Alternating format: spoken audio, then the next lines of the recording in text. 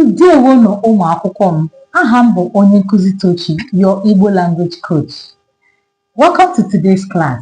Today we'll be talking about classroom interactions. Ihe a na-ekwu n'ụlọ akwụkwọ. Classroom interactions.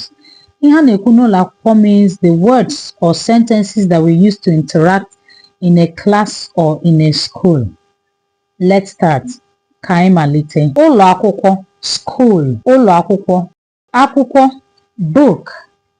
Akwụkwọ, book. Onye nkuzi, teacher. Onye nkuzi, teacher. Nwa akwụkwọ, learner. Nwa akwụkwọ, learner. Ụmụ akwụkwọ, learners. Ụmụ akwụkwọ, learners. Bilie ọtọ, stand up. Bilie ọtọ, stand up. Nọrọ ọdụ, sit down. Nọrọ ọdụ, sit down. Kụọrọ onwe gị aka, clap for yourself.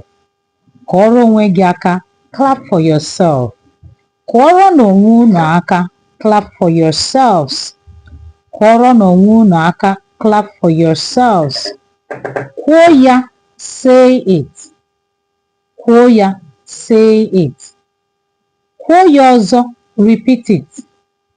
Kwuo ya ọzọ, repeat it. Ị ghọtara ya? Did you understand? Ị ghọtara ya? Did you understand? Ị kwuru gịnị? What did you say?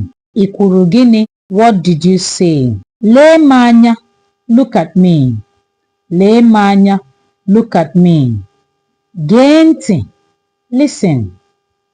Gee ntị, listen. Amaghị m ya, I don't know it. Amaghị m ya, I don't know it. Echefuru m ya, I have forgotten it. Echefuru m ya, I have forgotten it. Ị ghọtara ihe m kwuru? Did you understand what I said? Ị ghọtara ihe m kwuru? Did you understand what I said? Ị nụrụ ihe m kwuru? Did you hear what I said? Ị nụrụ ihe m kwuru? Did you hear what I said? Ndewo, hello or hi. Ndewo, hello or hi. Ndewo no, hello or hi said to more than one person.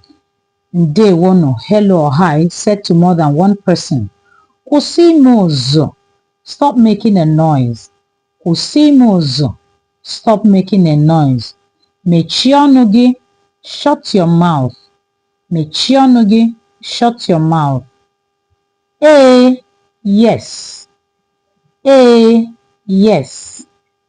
Mba, no. Mba, no.